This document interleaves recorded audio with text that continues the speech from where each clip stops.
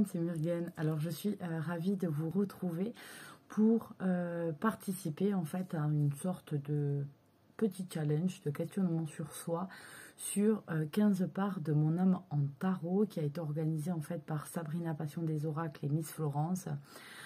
Donc Sabrina m'a contactée pour savoir si je voulais moi aussi le faire. Donc en fait elles avaient déjà sorti la première vidéo quand elles ont commencé. Et en fait du coup j'avais pas eu le temps du tout de pouvoir tourner la vidéo, etc. Il faut toujours que j'arrive à me décaler du temps.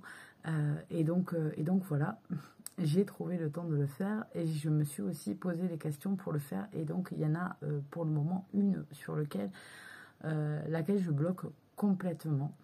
Et peut-être vous m'aiderez ou peut-être d'ici là j'aurai l'illumination. Donc on va faire 3 vidéos de série de 5 questions pour pas que ça soit trop long, que ça soit trop lourd non plus. Et peut-être vous pouvez vous aussi, si vous avez une chaîne ou si vous avez envie de participer, mettre en commentaire en fait par rapport aux questions, le jeu qui vous parle, les choses qui vous parlent, et comme ça devient un peu plus interactif et je trouve ça plutôt sympa. Donc n'hésitez pas à récupérer bien sûr ce thème si ça vous fait plaisir. Donc en gros la première question elle était simple, c'est mon tout premier tarot. Donc pour moi c'est facile, j'en ai déjà parlé plusieurs fois. Donc pour moi ça va être les tarots des gitans aux éditions Deveki. C'est le premier que j'ai pu me payer. Et donc, vous allez voir que les cartes sont très grandes et en carton. Donc, on aime ou on n'aime pas. Mais voilà, ça a été le tout premier. Alors, comme je disais, il faut savoir que moi, à l'époque, bon, déjà, il y avait moins d'engouement pour les cartes. Ça avait... on en trouvait beaucoup moins, etc. Et on n'en trouvait par exemple pas du tout dans la ville où j'habite. Il fallait aller à Perpignan pour moi. Et c'était des tarifs qui étaient plutôt gros. Là, on a un tarif comme un tarif livre, en fait, où c'est inscrit dessus. À l'époque, il changeait les tarifs. Donc, je me rappelle avoir payé celui-là 50 €. Et donc, quand on a 15 ans, 50 €, c'est quand même quelque chose. Il faut arriver à économiser pour ça. Donc, voilà, c'était le tarot des gitans. Donc, vous avez ça. Mais j'ai beaucoup aimé, voilà. Et j'aime toujours les dessins. Voilà, j'aimais bien. J'aimais bien l'ambiance du truc. Et puis voilà, mais du coup, c'est vrai que la taille des cartes est un frein pour moi à l'utilisation. Elles sont vraiment très grandes, donc en fait, on ne peut pas les prendre comme ça, mais quand on fait comme ça, c'est aussi compliqué parce qu'elles sont très longues. Et moi, j'ai des petites mains de mogwai, là, et alors du coup, c'est un peu compliqué. Donc voilà pour mon premier tarot, c'était celui-là. J'en ai plusieurs hein, quand même aux éditions Deveki. Parce que je trouvais que à l'époque, de toute façon, c'était ceux qui avaient le guidebook le plus fourni, puisqu'on est quand même dans un petit livret comme ça. Et on n'avait pas ça, disons qu'à mon époque, ceux qui sortaient vraiment les cartes, c'était chez Deveki, où on avait l'Oscarabeo aussi. Après, c'était un peu déjà en anglais, puis... c'était les prémices d'internet. Moi j'avais pas d'ordinateur chez moi, j'avais pas internet. J'ai pu m'acheter mon premier ordinateur avec mes premières payes. Donc quand j'ai commencé à bosser pendant les vacances, quand j'avais 16 ans, qu'on a le droit de travailler.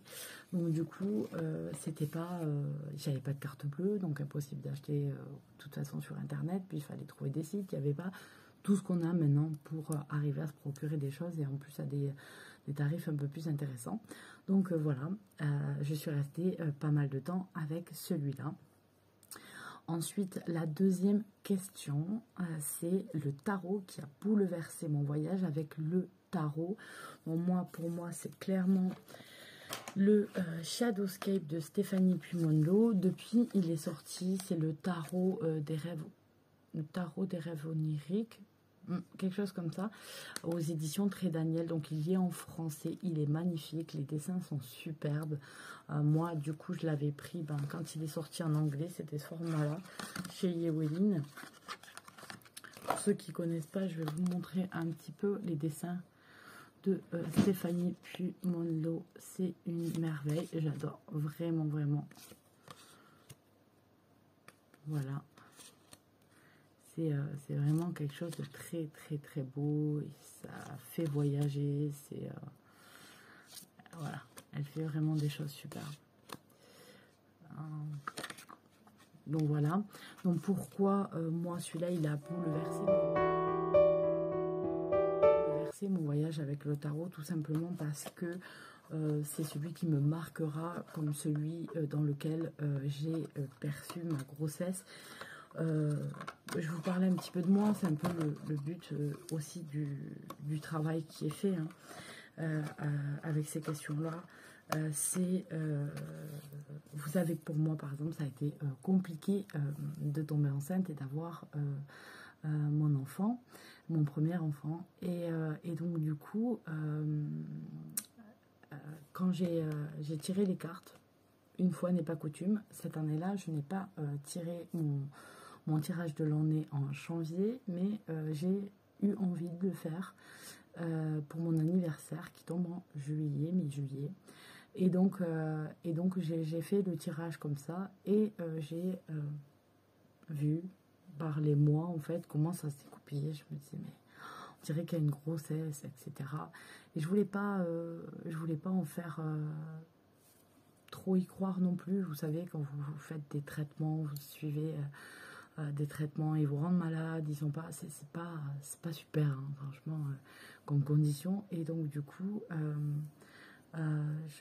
j'avais dit je lâche tout quoi, enfin pour cette année on arrête parce que ça bouffe la tête quoi.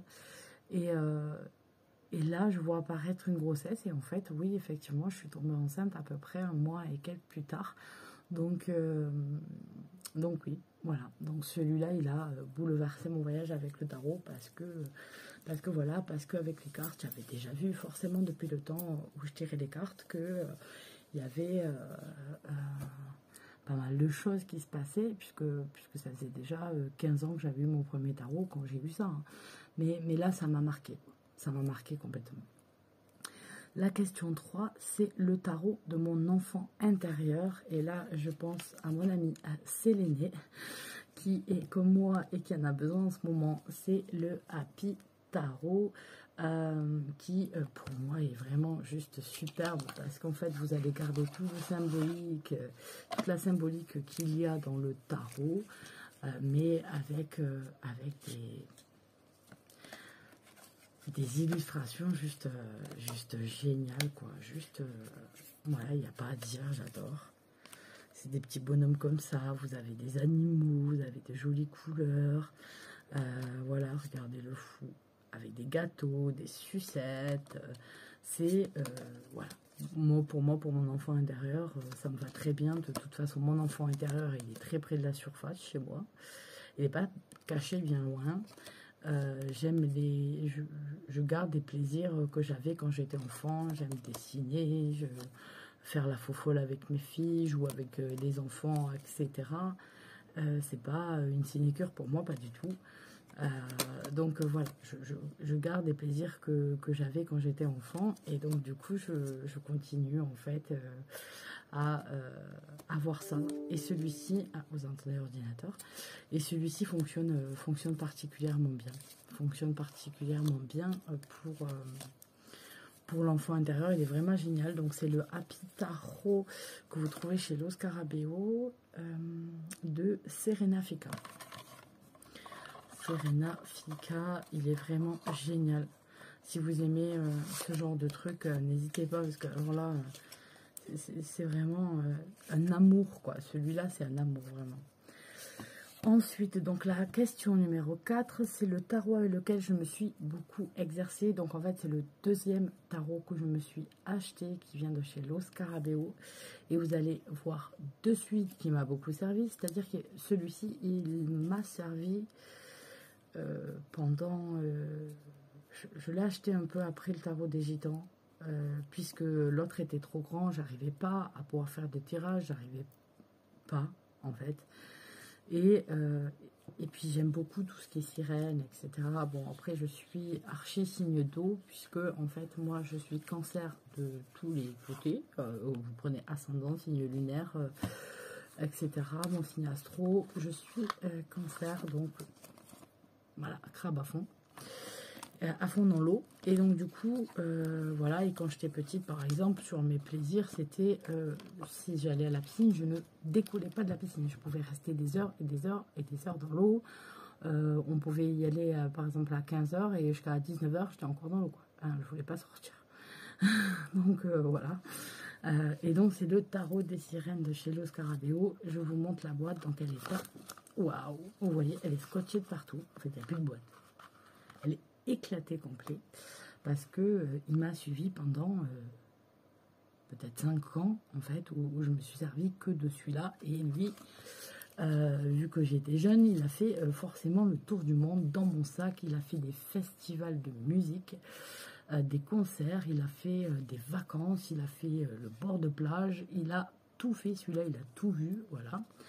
Et donc c'est celui-là, et je l'aime beaucoup. C'est celui forcément un de mes tarots de cœur, puisque c'est avec lui que j'ai commencé à vraiment pratiquer le tarot, à faire des tirages. Et puis quand on est jeune, c'est des tirages pour les uns, pour les autres, etc. On n'arrête jamais. Donc voilà. Et donc du coup je l'aime beaucoup, beaucoup, et je suis en train de me dire que effectivement là ça va pas être posé. Enfin, je l'utilise très peu parce qu'en fait j'ai tellement peur qu'il s'abîme encore plus.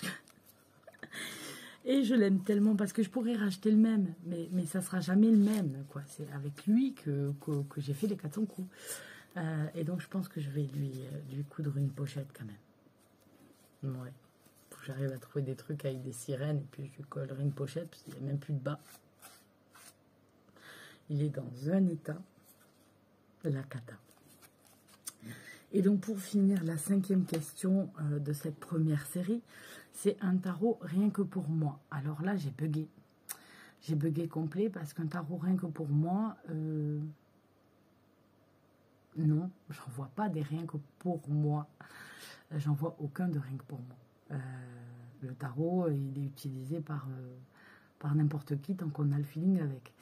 Mais après, je me suis dit, en ce moment, tu es en train de faire quelque chose, et c'est peut-être ça ton tarot, rien que pour toi. Et en ce moment, je suis en train de m'amuser à dessiner et à peindre des arcanes. Donc, je commençais par les arcanes majeures. Mais je vais vous montrer un petit peu. Vous voyez, voilà. Et j'ai commencé. Et donc, en fait, c'est peut-être celui-là qui sera mon tarot rien que pour moi. Une fois que j'aurai fini. Ça prend énormément de temps. Il faut aussi... il y a des jours où je ne peux pas dessiner parce que je n'y arriverai pas. Je ne sortirai rien. Mais donc voilà, je vous le montre un petit peu avec des petites fées un petit peu rigolotes. Puis vous avez à chaque fois un animal différent. Là, vous avez un chien. Là, on va retrouver un lapin, des licornes, un chat. Voilà. Je vous dis pas les noms, je pense que vous... j'espère en tout cas que vous arrivez à découvrir vous-même la carte. Hein. L'empereur, on a le bélier, puis l'aigle. Là, on a, avec des influences indiennes, on a le pape. Voilà. La carte de l'amoureux, tout simplement parce que j'ai trouvé un tissu qui je trouvais magique. Et en fait, je me suis inspirée de ce tissu pour faire la carte de l'amoureux avec la grenouille, voilà, avec le crapaud. Je fais un bisou ou pas. Voilà. La carte du chariot, donc on retrouve pas mal de licornes, et puis c'est très coloré. Voilà. La carte de la force, chez moi, on est déguisé en lion et on retrouve Cléopâtre. Vous voyez qu'elle n'a pas peur hein, avec les animaux qui sont là. La carte de l'ermite est la seule qui n'a pas d'animaux, puisque pour moi, l'ermite, il se retrouve tout seul. Il se met dans son coin tout seul. Il n'est pas suivi. Donc, c'est la seule qui n'en a pas. Après, on a la carte de la roue, où en fait, je mis pour moi les représentants des éléments en fait sur les côtés. Et la roue est remplacée par un ouroboros, sans oublier la notion de chance qu'on a avec la roue. La justice, voilà. Donc on garde les attributs, l'épée, la balance, elle a les yeux bandés, mais on a aussi ces petits singes, j'ai rien vu, les deux singes de la connaissance absolue, où il n'y a pas besoin de parler, de voir ou d'entendre, voilà. La carte du pendu, voilà, elles sont toutes fraîches, je les ai faites hier, avec sa petite chauve-souris. Puis la carte de la mort, voilà, avec un phénix. Donc moi, elle est très colorée parce que la carte de la mort, c'est une des cartes préférées que j'ai dans le tarot. Pour moi, c'est une bonne carte. C'est une carte de renouvellement, etc. Pour moi, c'est une bonne carte. Et donc, en fait, j'ai allié le symbole de la faux et cette petite fée de la mort, mais sur un beau phénix, quoi. Donc voilà. Et actuellement, je suis en train de terminer ma tempérance, voilà, avec un éléphant. Donc, s'il y a un tarot pour moi, je pense que c'est celui que je suis en train de faire, qui est le tarot pour moi, parce qu'après, il y a tous ces tarots dont je vous ai déjà parlé dans les précédentes questions. C'est forcément des tarots, voilà, quand je ne sais pas lequel utiliser, j'ai pas, voilà, je vais prendre ça. C'est ceux avec lesquels j'ai vachement de liens. Donc du coup, ils sont pour moi, mais je ne vais pas vous remontrer les mêmes. Donc voilà, pour ces 5 questions. Et donc on se retrouve dans la vidéo de demain, parce que je vais les mettre, il y aura 3 vidéos, et donc à la suite, on aura les 5 prochaines questions. Je vous fais de gros bisous, et je vous dis à demain.